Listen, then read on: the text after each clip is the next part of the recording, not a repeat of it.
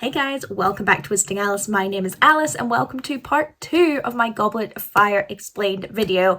If you have not seen part 1 or any other previous part of this series, be sure to check that out first because I'm just going to dive right into part 2 of Goblet of Fire. So, Harry wakes up quickly the next morning and rushes to find Hermione, and he tells her all about the dragons last night and about Sirius's warning about Karkaroff, basically everything that she missed while she was sleeping. So they decide for now, okay, let's focus on the first task, get that over and done with, and then we can focus on everything else. So they do lots of research in the library, trying to find something that they can use on a dragon, but really don't come up with anything much. The task is coming up really quick, and one morning Harry sees Cedric eating at the Hufflepuff table and realises Cedric's probably the only one that doesn't know about the dragons. Like, Madame Maxine has seen them, so she will definitely have told Fleur, and Karkaroff was roaming the castle that night and was sure to have found out about the dragons and will have told Crumb. So Cedric's the only one who doesn't know, and Harry thinks that's really unfair. So he runs up behind Cedric as he's heading to class and sneakily casts a spell to make the contents of Cedric's bag spill everywhere. And as Cedric is cleaning it up, Harry comes to him and quickly explains the task is dragons. And Cedric's like, why are you telling me this? And Harry explains that now they all start on even footing. Moody suddenly appears behind them and asks to see Harry in his office. And Harry's like, oh god, I'm going to get in so much trouble for knowing about the task and for telling Cedric about it. And he doesn't want to get Hagrid in trouble either. And Moody tells Harry that it was an honourable thing to do to tell Cedric, which Harry's really surprised about. That wasn't really the reaction he was expecting. And Moody reassures Harry that cheating has always been part of the tournament. And Harry's like, I didn't cheat. It was an accident that I found out. And Moody's like, okay. So Moody asks him if he's figured out how he's going to get past the dragon. And Harry's like, not a clue.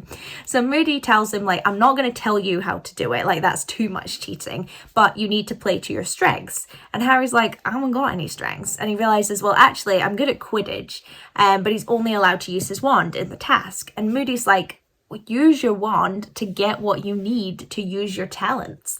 And Harry realizes he needs to use this, he needs to find out a spell that he can use that will allow him to get his firebolt. Bit confusing. He tells Hermione all this, and they spend their evenings and all their free time perfecting the Accio spell, which makes items fly towards you. And by the time the task comes around, Harry and Hermione think he's pretty much mastered it, so they feel quite confident. But the morning of the first task, Harry feels very sick, very unstable, and late in the afternoon, Professor McGonagall comes to him and brings him down to the task, with Hermione wishing him luck. He's led to a tent where the other champions are waiting, and they're looking just as nervous as he is, which he's glad to see. He doesn't want to be the only nervous one. Ludo Bagman comes in really excited and tells them that the task will be, but obviously they all already know that. And based on the look on the other champions' faces, Harry was right to assume they already knew it. He pulls out a bag with small miniature moving dragons of different types, and they must put their hand in and pull out a dragon, and that's the one they'll be competing against. So Fleur pulls out the common Welsh green, Crumb pulls out the Chinese fireball, Cedric pulls out the Swedish short snout, which is hard to say, and Harry pulls out the Hungarian horntail, which looks a lot more vicious than the others. Unfortunately, Harry is pulled last, so has to wait and listen to the other champions go, and he can hear the crowd cheer and hiss as things occur. And Ludo Bagman tells Harry at this point, like, if you want any tips, I'll give you some tips. But Harry refuses, telling Bagman that would be cheating, but Ludo seems incredibly keen to help Harry out. Eventually, it's Harry's turn, and he comes out to the crowd surrounding the paddock with the dragon defending an egg on the other side. And Harry gains his confidence and screams, Accio Firebolt, and after a while the broomstick comes flying towards it. He jumps on it and the crowd goes wild, and he's really in his element here because he's great at Quidditch, and he moves back and forth, goading the dragon to come for him, like to come away from its eggs, and before he knows it, the dragon is flying up towards him, allowing him to fly underneath it and catch the egg, and the crowd goes absolutely wild, and Harry feels better than he has in ages. He gets back into the tent and finds out that he was one of the quickest to get the egg, and he came away fairly unscathed compared to some of the others. And Ron and Hermione come into the tent, and Hermione is ecstatic at how Harry did and is so proud of him, whereas Ron and Harry just sort of stare at each other for a minute, and then Ron said, like, you'd have to be mad to put your name forward and do this, and explains that he believes that Harry didn't put his name in, and they make friends again. Yay. Harry goes outside to receive his score. He gets an 8 from Madame Maxine, a 9 from Mr. Crouch, a 9 from Dumbledore, and a 10 from Bagman, but a 4 from Karkaroff. And Ron is outraged on Harry's behalf, but Harry is thrilled. He's completed the first task, Ron is his friend again, and he's now tied in first place with Victor Crumb. Harry, Ron and Hermione go to the Owlery to send a letter to Sirius so he knows how the first task went, and they fill Ron in on everything he's missed over the past few weeks. And Hermione tells Harry he needs to now focus on the second task. There's apparently a clue inside the golden egg to what the next task will be, but Harry feels like, I've got loads of time, let me just relax for a little while.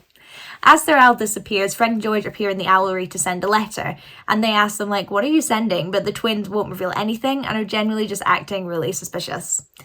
In the common room, everyone encourages Harry to open the egg to see what the clue will be. He opens it and a terrible, loud, screaming noise comes out of it, and everyone clasps their hands over their ears until Harry shuts it again, and nobody can figure out what on earth that's supposed to mean. They're in Care of Magical Creatures class when Rita Skeeter appears, and she asks Hagrid lots of questions about the class and the creatures, which really pleases Hagrid that someone's interested in this kind of stuff. And she asks if she can meet with Hagrid to ask some more questions, which he agrees to. And they're like, Hagrid, I'm not sure you want to do that. She's probably just trying to get dirt on you or Harry or whoever. But Hagrid's like, no, it's fine. We'll just talk about creatures. So they're a bit nervous. That night, Hermione isn't at dinner, but they find her all excited in the common room, and she tells Harry that something wonderful has happened. She was looking for the house elves when she discovered it. She discovers the kitchen, which is where they stay. So she takes them down to the basement of the castle near the Hufflepuff common room and tickles a pair on a portrait, which reveals a door which leads to the kitchens. Inside are loads of house elves working away on cooking that night's dinner when all of a sudden Dobby appears, so happy to see Harry, who's also really excited to see Dobby. And Dobby generally looks a lot happier and healthier than the last time Harry had seen him. And Dobby explains that he's recently started working at Hogwarts after Dumbledore agrees to pay him a wage. And the other house elves really disapprove of this. They think it's really embarrassing. They don't want to be associated with Dobby. But Hermione tries to convince them all, like, no, this is a really good thing that Dobby's doing, but they're not convinced. Dobby says that he went to visit Winky and found out that she had been dismissed, so he got her a job at Hogwarts too. And they find Winky in the corner of the room sobbing, and she's not in a good way. She is so embarrassed that she's been sacked, and she sees herself as a failure. And despite being fired, Winky won't hear anything bad about Mr. Crouch. Like, no, he's perfect. And Hermione mentions that both Mr. Crouch and Ludo Bagman have frequently been in the castle for the competition, and Winky tells them that Bagman is a bad man. They leave after a while, laden with treats from all the house elves, and they promise to come and see Dobby again soon. In Transfiguration, Professor McGonagall makes an announcement, and she tells them that the Yule Ball is approaching on Christmas Eve/Christmas Day, a traditional part of the Triwizard Tournament, and it's a dance open to 4th years and above, and any younger students who get invited by an older student, and everyone is encouraged to ask someone to be their date, and everyone is absolutely horrified at this prospect. At the end of class, she speaks to Harry to explain that the champions will do the first dance of the night with their date, so it's really important that he gets a date, which Harry is even more horrified about. And Harry finds the prospect of asking someone to the ball even more daunting than the dragon itself. You know, he finds it hard to get someone on their own to ask them and is often too nervous to approach anyway. And the majority of students this year are staying for Christmas in order to go to the ball. Ron asks Harry if he's thought about who he's going to ask, and Harry's mind immediately goes to Cho Chang, the Ravenclaw Seeker. Ron tells him Harry won't have any trouble finding a date as he's a champion, but Harry's not so sure. In Care of Magical Creatures again, Hagrid reveals that Rita only seemed to want to get dirt on Harry in their interview, and they're worried about what Hagrid said. And Hermione continues to push Harry to focus on the egg, but he's too relaxed to care at this point. Ron and Harry are starting to panic about not having dates, so they promise each other, right, by the end of the day, we will both have dates. And Harry finds Cho with her friends and asks for a private word, making his friends giggle, but not Cho. They move to the side and Harry rushes out his question, but it turns out Cedric has already asked her and she's said yes, although she seems sad about this, and Harry is absolutely gutted. He goes back to the common room ready to reveal to Ron he hasn't got a date when Ron comes in looking shell-shocked. It turns out he passed Fleur Delacour in the corridor and shouted at her asking her to go with him, and he didn't even give her a chance to answer when he comes to his senses and runs away, and he's so embarrassed. Ron tells Harry that Neville asked Hermione to the ball, but she said no, saying she was already going with someone else, but they both think she probably just didn't want to go with Neville. And Ginny Roots are like, that's really mean, I'm actually going with Neville, I wouldn't be old enough to go to the ball otherwise. So Hermione comes in and Ron tells her that she should go to the Yule Ball with one of them, but she tells them, I'm actually going with someone else, but is determined not to tell them who she's going with, and is annoyed that Harry and Ron have only now seemed to see her as a girl they could have asked to the ball, right? Harry is determined to put an end to this and goes up to Parvati Patil and Lavender Brown and asks Parvati to the ball, who says yes. Lavender is spoken for, but Parvati says her sister Padma from Ravenclaw will go with Ron. Job done. As the Christmas holidays start, Weasley's Wizard Wheezes is in full swing, with people bursting into feathers in the hallways. They develop sweets you can eat to make yourself sick to get out of class, and then another one to make you feel better once you're out of class. Ron keeps accosting Hermione, asking who's she going to the ball with, in the hopes he would surprise her into giving an answer. An owl arrives for Harry from Sirius, congratulating him on getting past the dragon, and he reminds Harry not to get complacent as someone is still out to get him and he still has 2 tasks to go. Hermione agrees and feels Harry should focus on figuring out the egg, but Ron and Harry feel that he has ages and so they're not going to worry about it. Harry wakes up Christmas morning to Dobby staring right at him, giving him a fright. Dobby has given Harry a gift, a pair of socks, and Harry gives him a pair of socks in return, making Dobby very, very happy. That night, the ball is getting closer and everyone went up to the common room to get ready. Ron is really embarrassed by his lacy dress robes, and Padma doesn't seem too happy to have Ron as a date as a result. Harry tries to pay attention to Parvati, but instead is very nervous about this first dance that he has to do. The Beauxbatons and Durmstrang students come into the entrance hall with their dates, but Harry doesn't really recognise anyone that they've asked. Before long, Harry is being ushered into a line with the other champions and their dates. He sees Cedric with Cho and feels a stab of jealousy. Fleur is with a Ravenclaw student who doesn't seem to believe his luck. And to Harry's immense surprise, Crumb's date is Hermione. And he didn't recognise her before because she looks really different with her hair in an updo and she's wearing this blue dress. The champions are seated at a table with the judges, as well as Percy, who is there in place of Barty Crouch that evening. To Harry's disappointment, Percy decides to sit next to him, and Percy tells him that he's now Crouch's personal assistant, which is a really big promotion, and he tells Harry that Crouch hasn't been too well, the stress of all these big events, so he's just having a quiet Christmas with his family, hence why Percy is there in his place. And Harry looks around and sees Hermione in deep conversation with Crumb, who seems fascinated about whatever she's saying. Crumb starts telling Hermione all about Durmstrang, which Karkaroff isn't happy about, but Dumbledore reminds Karkaroff that this event is about international magical cooperation and they should encourage good communication between students. And Karkaroff thinks knowing the secrets of your school is sacred, but Dumbledore says, I wouldn't dream of knowing all of Hogwarts' secrets. Just the other day, I was bursting for the toilet. All of a sudden, a room appeared that had a bunch of toilets in it. After dinner, the champions managed to get through the first dance before others took to the dance floor. So Harry quickly goes off the dance floor and finds Ron, and they both make it clear to their dates they're not interested in dancing. So they both storm off and find Beauxbaton dates instead.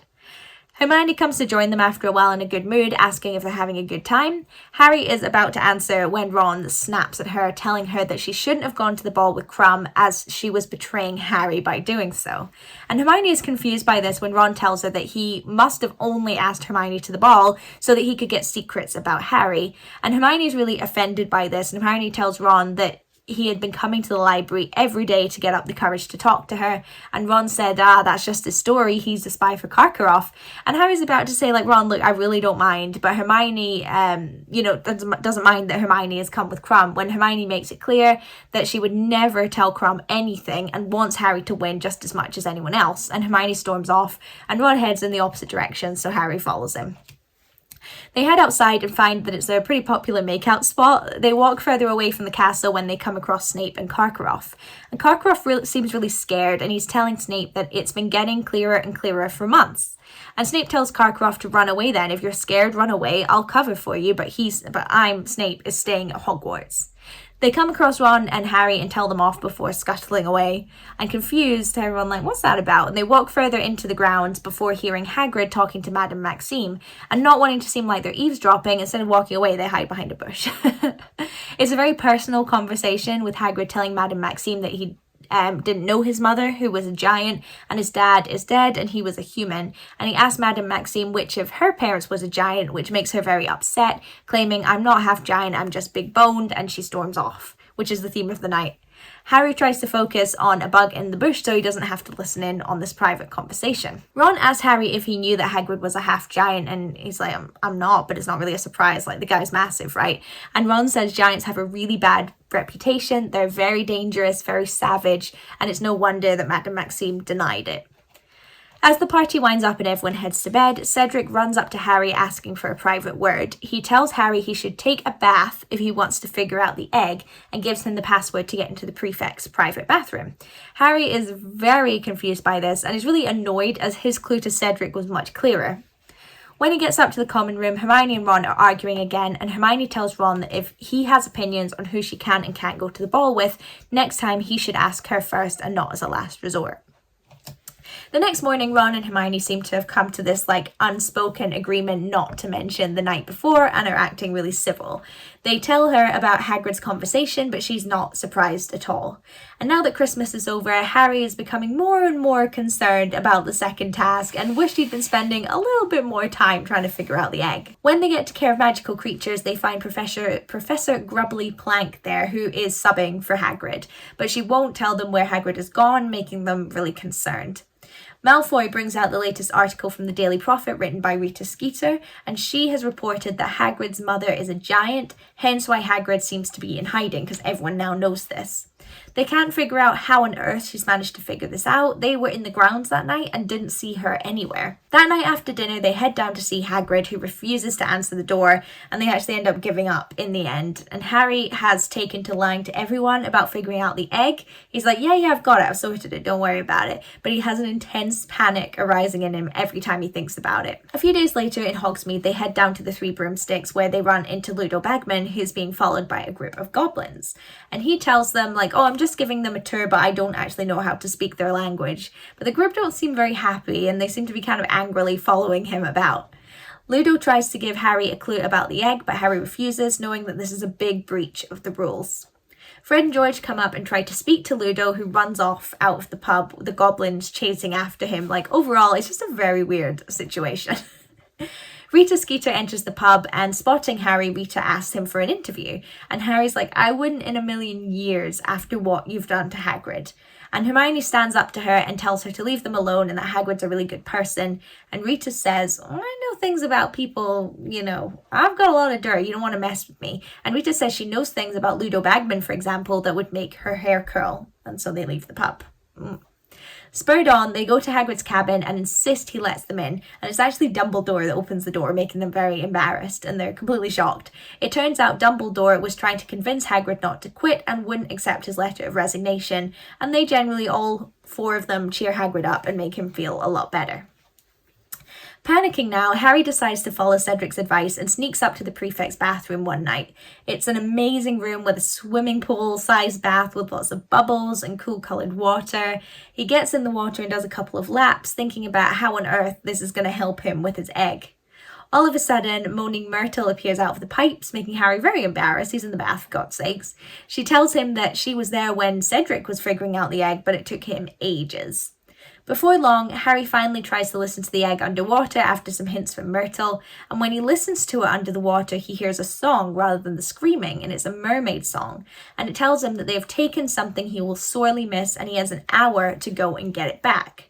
And Harry is beyond relieved that he's figured out the clue, but is now panicking that he has to go into the lake and hold his breath for an hour to get something he'll miss back. He grabs the Marauder's map, his cloak, his wand and the egg and heads out of the bathroom back towards the common room. He looks at the map and sees Barty Crouch in Snape's potion storage.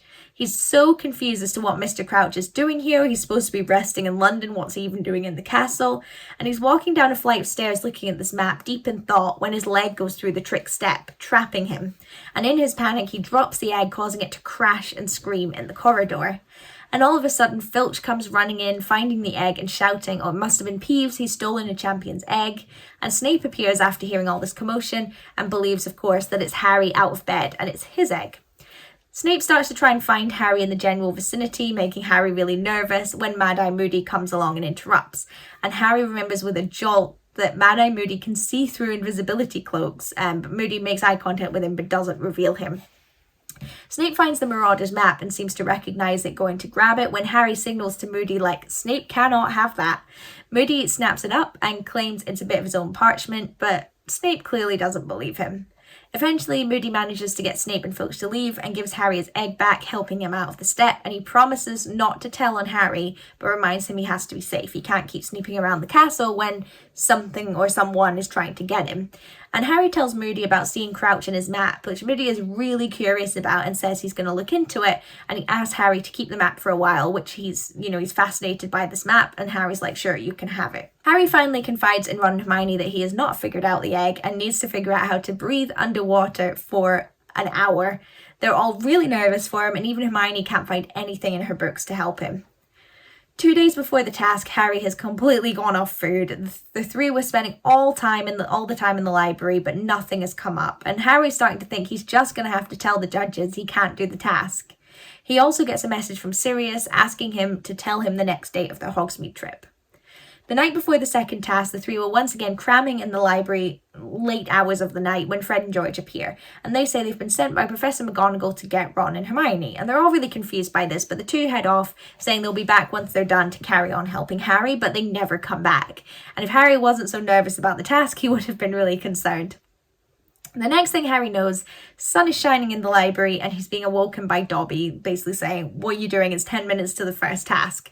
So Harry's freaking out and says to Dobby that he'll have to just go and forfeit. Dobby tells Harry that he read in a book about gillyweed, a plant that will let you breathe underwater. And he's stolen some from Snape's potion cupboard and gives it to Harry. And Harry honestly could have kissed Dobby at that point. So Harry takes the gillyweed and runs down to the lake, barely making it in time for the first task. He's still in his robes, so he has to take them off and his shoes, and people are laughing at him. And the task abruptly starts and the contestants jump into the water. Harry quickly swallows his gillyweed and can feel gills growing on the side of his neck, so he jumps into the water and finds he can breathe perfectly well. He swims around the lake trying to find this thing he has to find, fighting off Grindylows and other nasty creatures. Moaning Myrtle swims alongside him for a while and kind of tells him where to go. He finds his way to the mermaid village to see them all carrying spears and guarding 4 unconscious bodies. He recognises Fleur's sister, Ron, Hermione and Cho. That's where they must have gone. He's the first to arrive, and Harry is able to free Ron, but is worried about the other contestants. Surely they'll die if they're down here too long, and none of the champions are anywhere about. He tries to untie Hermione, but the mermaids make it clear you can only take one. Suddenly, Cedric appears, grabs Cho and leaves, but not before telling Harry, like, what are you doing? Get a move on. Soon after, Crumb appears and takes Hermione, but Fleur never appears, so he fights off the mer people and grabs Gabrielle, her sister, and makes their way to the surface, almost running out of air as the effects of the gillyweed wear off. He makes it to the surface to great applause, with all the hostages waking up once they're out of the water. It turns out Fleur was attacked by Grindylows and had to give up, and she's so grateful to Harry for saving her sister. Hermione is thrilled that Harry figured out how to get past the task. Crumb is trying to get Hermione's attention, telling her she has a bug in her hair, but she doesn't care. She's just so glad that Harry managed to complete the task. Harry ends up feeling really stupid. Obviously, they weren't going to kill the hostages. He should have left them and he would have won the challenge easy by getting to the surface first. The panel gives 25 points to Fleur, Cedric 47, Crumb 40 and Harry 45 since he tried to save all the champions, so Harry is in an amazing mood. Soon it's Hogsmeade Day and they agree to meet Sirius on a little lane outside of the main town, and when they get there Sirius is a dog and they follow him up a steep hill into a cave where he and Buckbeak have been hiding out. They catch Sirius up with everything that's been happening and think about who could be after Harry. Sirius tells them that Barty Crouch was the one who sent him to Azkaban without trial, and Crouch was a big power seeker and very anti-Voldemort. Everyone knew he'd be the next Minister for Magic, but then his own son, Barty Crouch Jr., was accused of being a Death Eater, and Crouch himself sent his son to prison, hence why he was so embarrassed when his own elf was seen casting the Dark Mark. He didn't want to be associated with that again. Sirius was in Azkaban when Barty Crouch Jr. was there. He was screaming for his mother every night and then went quiet and eventually died. Before he died, Crouch and his wife did a deathbed visit, and his wife died shortly after from grief. His reputation never recovered, and Fudge got the minister job instead. Rita Skeeter has published an article saying that Harry is in love with Hermione, but there's a love triangle with Victor Krum, who has asked Hermione to visit him over the summer. And obviously this is nonsense, but Hermione said Krum did ask me to visit over the summer, and she wants to find out how Rita Skeeter is getting all this information. From then on, Hermione starts receiving hate mail and death threats from people thinking she's taking advantage of poor Harry. Snape accosts Harry in the hallway and accuses him of stealing from his store, and Harry doesn't want to get Dobby in trouble, but it's true when he says, "I haven't been in your store," and Snape says someone has been stealing gillyweed but also Polyjuice potion ingredients, and he knows it's Harry. In potions, Karkaroff comes to speak to Snape at the end of the lesson, so Harry dips under the table trying to tie a shoelace or something so that they can't see him, and Karkaroff is concerned and says the tattoo on his arm is growing darker and it's the dark mark. Hermione tells him that this is the mark Death Eaters used to have on them to show their allegiance to Voldemort. The three head down to the kitchen to thank Dobby for all his help with the task, which he's really happy about. Winky is in the same place she was last time, but this time has clearly been drinking a lot with empty bottles all around her. They ask Winky if she knows why Crouch would stop showing up to the tournament, and Winky says Crouch needs her and can't manage without her. She is entrusted with his biggest secret, but she won't say what that secret is. In Care of Magical Creatures, they're learning about nifflers who are attracted to anything gold, and they have them chasing gold leprechaun gold. I don't know what I'm trying to say. And Hagrid tells them that the reason they're doing it with leprechaun gold is because leprechaun gold eventually disappears. And Ron is really annoyed as he thought he paid Harry back for the Omnioculus with that gold at the World Cup, and is annoyed Harry didn't tell him that the gold disappears, and he goes in a bad mood because he's poor, basically. That night, the champions are called down to the Quidditch pitch to hear about the third task, and when they get there, they see that the pitch is being turned into a ginormous hedge maze, like really ginormous. It turns out what they have to do for the third task is get through the maze, encountering challenges, and the first person to reach the medal and touch the cup wins the entire thing. And the person in first place will go into the maze first, etc., etc. Afterwards, they all head off back to the castle, back to their beds, but Krum asks to speak to Harry in private. So they walk to the edge of the forest, and it turns out Krum wants to ask if he and Hermione are a thing, if Rita's article is correct. And he tells them, don't worry, we're not.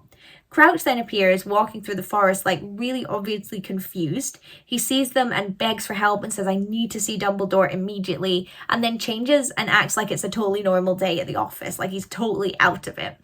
Harry tells Krum, "Stay with Crouch, I'm gonna go get Dumbledore." So he gets Dumbledore and they head down to the office to find that Krum has been attacked. He's alright, but he was blasted, and Crouch is no longer there. He's completely gone. When they wake Krum up, he says Crouch attacked him and then disappeared. And Karkaroff appears and is furious, thinking this is all a setup to get rid of his champion. When Harry tells Ron and Hermione what happened, they feel either Mr. Crouch attacked Krum or someone attacked both of them when neither of them were looking. And Ron tells them that Crouch said Voldemort was getting stronger. I can't get my names right today. Harry tells them that Crouch said Voldemort was getting stronger, but they don't know whether to believe him or not because he was so out of it. They head up to the Owlery to write a letter to Sirius when Fred and George appear looking shifty. They won't tell them what letter they're sending, and the trio won't tell them what letter they're sending, leading to a bit of a stalemate. And it turns out Ron heard some of their conversation as they came up the stairs, and it involved blackmail. So he's like, "Who are you blackmailing?" But they won't say anything. Later that day, they go to Professor Moody to see if he had any luck finding Crouch. He was tasked with that after he disappeared. He says he couldn't find him even using the map, and none of them can figure out how he disappeared. The next morning, they receive their reply from Sirius, and he tells Harry off for going off alone with Krum and believes there's something very dangerous happening at Hogwarts, which, I could have told you that, but sure. Harry spends the next couple of weeks practicing every spell possible to prepare for the third task, not knowing what he's going to need in the maze. Harry wants to keep practicing, but Hermione insists that they still go to their classes as normal. In divination, Harry's really tired and can hardly listen to Trelawney in her hot, stuffy room. He sits beside the window and opens it slightly, focusing his eyes on a bug crawling along the window, and before he knows it, he's fallen asleep. In his dream, he finds himself back with Voldemort, Wormtail, and Nagini the snake. They talk about a man now being dead, and Voldemort is not happy with Wormtail and casts Crucio on him. He's writhing around in pain, and next thing Harry knows, he's waking up on the floor of the classroom, writhing around himself with everyone screaming and staring at him. Trelawney's really excited because she thinks Harry's had a prediction, but Harry's just very confused and embarrassed and excuses himself to go to the hospital wing, but instead heads to Dumbledore's office to speak to him. He's about to knock on the door when he hears voices inside. It's Dumbledore, Fudge and Moody talking about Crouch going missing, and Fudge says that in his opinion Crouch has finally gone mad and wandered off somewhere, or he suspects Madame Maxine as the carriage was nearby and she's the half-giant and he has prejudice towards that. Dumbledore is really not happy with this prejudice, and Moody cuts off the conversation, telling them that Harry is on the other side of the door. He can clearly see him with his magical eye. Harry enters, and Fudge tells him they were all heading down to look around the grounds for some clues about Crouch, and Dumbledore tells Harry to wait and he'll be back shortly to speak with him. While they're gone, Harry looks around the office when he sees a cupboard door ajar, and opening it, he sees a shallow basin with a kind of shimmery liquid inside, and he can vaguely see things moving around in it. He puts his head closer to get a better look, and next thing he knows he's being sucked inside and thrown inside a courtroom. There are around 200 witches and wizards, as well as Dumbledore beside Harry, and Harry quickly realises that nobody can see or hear him in this place. The door to the chamber opens and a man is ushered in beside some Dementors, and Harry recognises it as Karkaroff. Karkaroff promises to give names of Death Eaters in exchange for his own freedom, claiming to have changed his ways. He gives some names, but they all already know about them. They're like, we've already caught them. And he also says Snape. And Dumbledore at that point stands up and vouches for Snape. And Karkaroff starts to panic. He's like, oh my god, my information is useless. The room shifts and Harry is in the room again, but clearly a different day. There's a different attitude in the room this time, and Ludo Bagman is escorted in, much fitter as he's clearly still in his Quidditch days. He's accused of passing information to Death Eaters, and it turns out Ludo was basically just a bit of an idiot and was spreading gossip all over the place, and he's let go without charges. Crouch, who's heading this panel, clearly isn't happy about this, but he's outvoted. Another change in day, and Crouch is back as head judge. The Dementors bring in 4 people, including a wild woman called Bellatrix Lestrange, her husband, and a young boy who turns out to be Barty Crouch Jr. He's begging and pleading with his father, saying he didn't do anything, he has no connection to Voldemort, but his father will hear none of it and sentences them all to life in Azkaban. Harry is taken out of the Pensieve, as it's called, by Dumbledore, who's returned. And Harry is really sorry for snooping, but Dumbledore's like, it's fine, it's good to be curious. And he tells Harry that the object is a Pensieve, and when you have too many thoughts and memories, you can put some of them there to kind of relieve your mind. So Harry was basically in Dumbledore's memories. Dumbledore tells Harry that Ludo had no more evidence against him and truly did not seem to be a Voldemort supporter. He still believes Snape is not a Death Eater, and Mr. Crouch did indeed send his son to Azkaban. Harry tells Dumbledore about his dream and divination, the whole reason he actually turned up there. And Harry asks, why does my scar hurt around Voldemort? And Dumbledore tells him that they both seem to be connected by that curse that failed, and the scar is proof of it. Harry realises that in the trial they mentioned that the Lestranges tortured Aurors, which are dark magic chasers, the police basically. They tortured Aurors, Frank and Alice Longbottom. And Dumbledore confides in Harry that Neville's parents were tortured by the Death Eaters to the point where they're still alive to this day, but they're barely there anymore. And that's why Neville is looked after by his grandmother. But he asks Harry not to tell anyone, and Harry promises, thinking he and Neville are more alike than he realised. A few days before the final task, Harry, Ron and Hermione are practicing spells outside when they see Malfoy, Crabbe and Goyle acting suspicious by a tree. It looks like Malfoy's kind of whispering into his hands and using a walkie-talkie, although as Hermione points out, Muggle devices don't work around Hogwarts, so they find this very strange. The day of the third task, they receive a copy of the Daily Prophet, and the Rita Skeeter article states that Harry is disturbed and dangerous because he had a fit in divination class, and again they can't figure out how she managed to get this information and how she's found anything out this year, since she's actually not allowed on the Hogwarts grounds anymore. Dumbledore has banned her.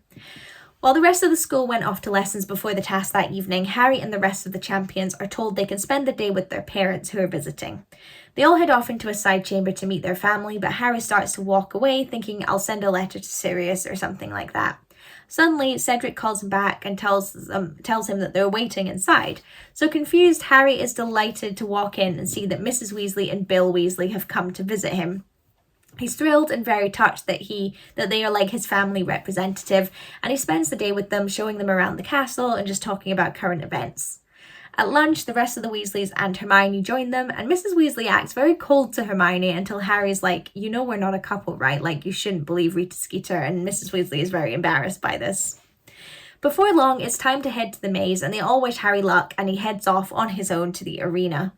They're all told that staff will be patrolling outside the maze, and if they get into trouble, they can cast sparks into the air and one of them will rescue them. Before long, they're all heading off into the maze, and Harry goes for a long time without seeing anyone or anything, and he uses his wand as a compass to head towards, he decides, I'm just going to head one direction, and that should take me to the center of the maze.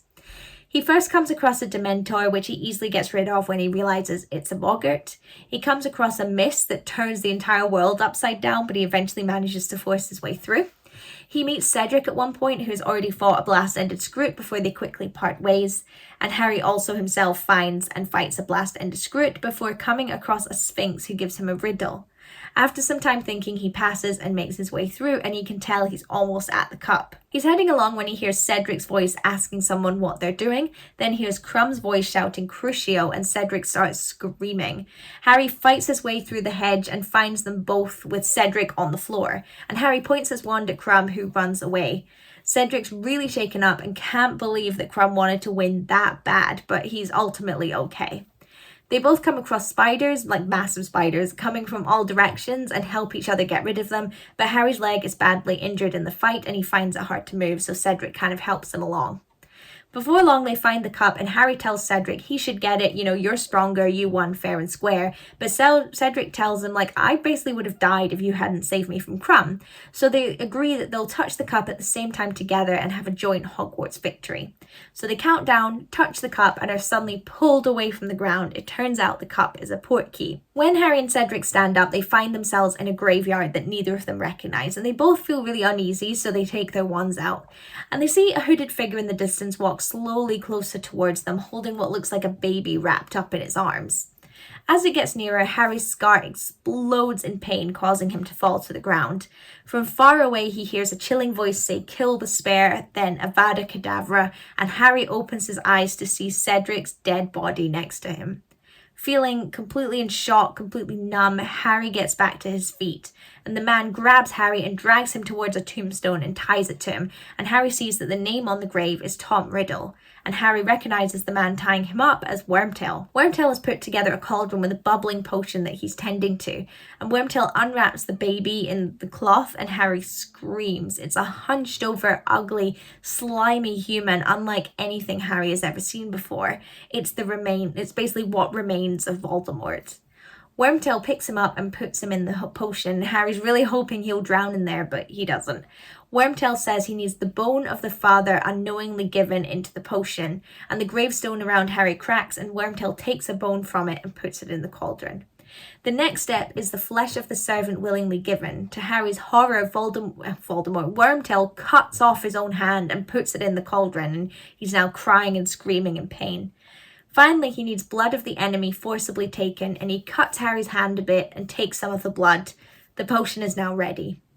After a while, a fully grown adult stands up out of the potion and puts on a black robe. It's Voldemort, back to full strength, back to a person. He has piercing red eyes and his nose is a slit like a snake. Voldemort grabs Wormtail's other arm and puts his wand to it, causing the dark mark to become brighter. He's calling the Death Eaters to him and says he's interested to see which of them will be brave enough to return.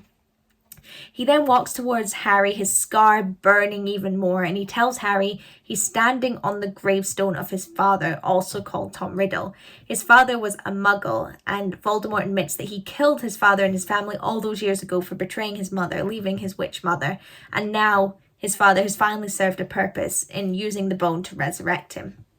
All of a sudden, Death Eaters in dark cloaks appear all around them, and they can't believe they're seeing Voldemort around them. Many of them getting to their knees and begging for forgiveness that they did not go searching for him after he fell. Voldemort is not pleased and casts Crucio, and he tells them, "I will give you a chance to redeem yourself now that you've come back to me." He takes note of those who have not returned and are too scared, and says he vows to free those of his loyal followers who are still locked in Azkaban. He also mentions that his most loyal follower is still at Hogwarts.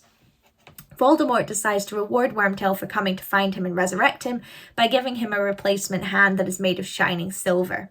Voldemort summarises what happened to him the past few years and puts Crucio on Harry to the laughter of the Death Eaters. He tells Wormtail to untie Harry and give him his wand, as he is going to duel him and finally kill Harry Potter. Voldemort tells Harry they have to bow first, but Harry refuses. So Voldemort puts the Imperious Curse on him, causing Harry to bow, making the Death Eaters laugh. Harry runs away from his spells and hides behind gravestones as Voldemort casts all these spells towards him.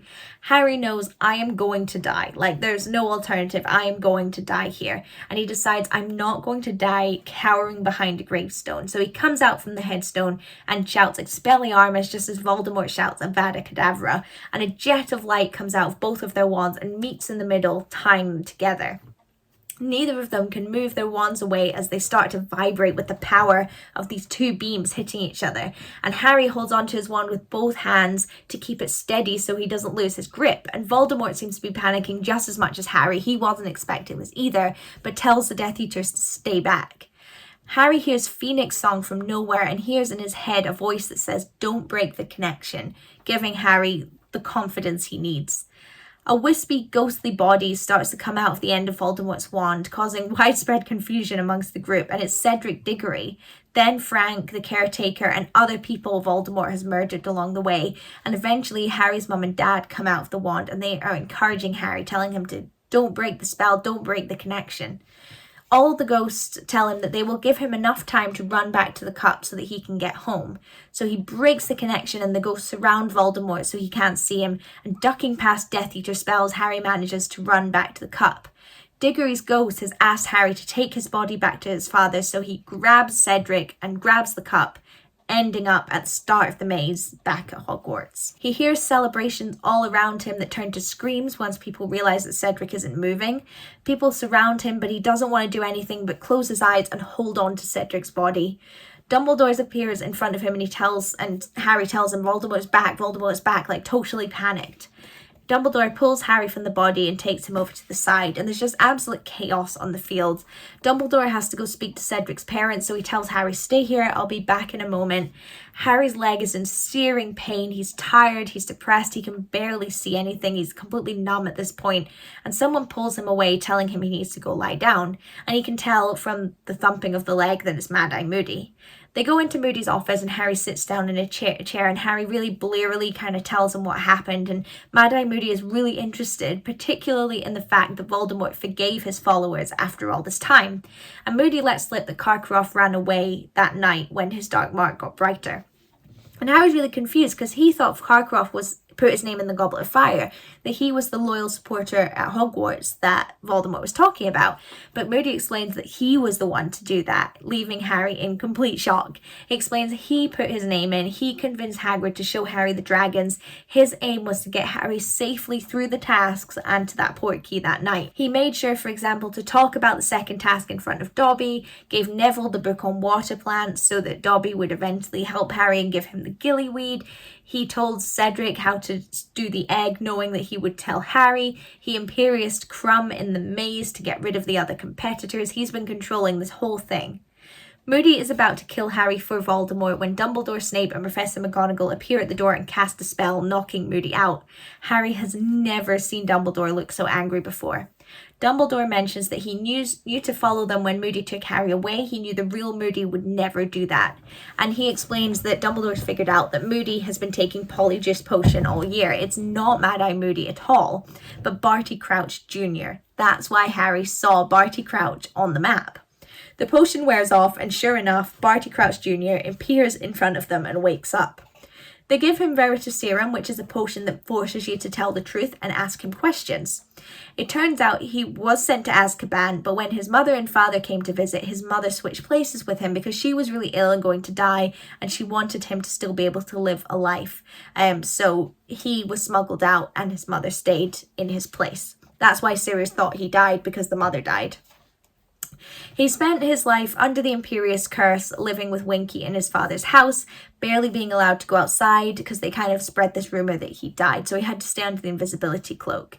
Winky would convince his father to let him go to the World Cup and go out every now and again, and when they saw Winky saving a seat, it was actually Barty Crouch Jr. sitting there already in the invisibility cloak, and he'd been under the Imperious Curse for so long, he was starting to be able to fight it.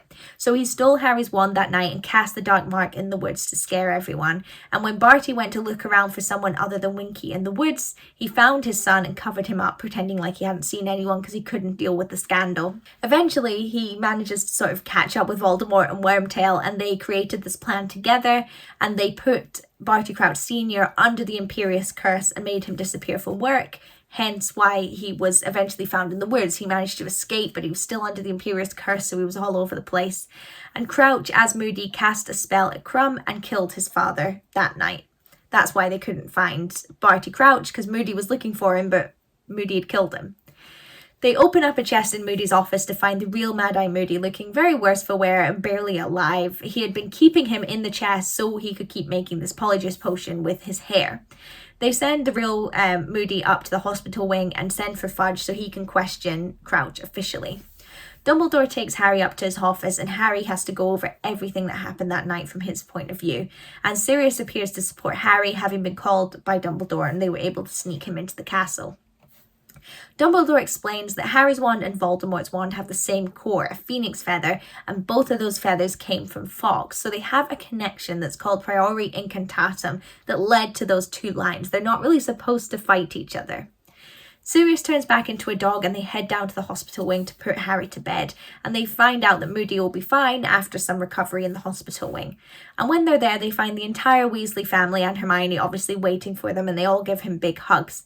And Dumbledore says, please don't ask Harry any questions tonight, he just needs to rest. Dumbledore also asks Sirius to turn back into a person, causing particularly Mrs. Weasley to scream and them all to panic, but Dumbledore explains Sirius is innocent and he'll be staying with Harry that night to support him as a dog.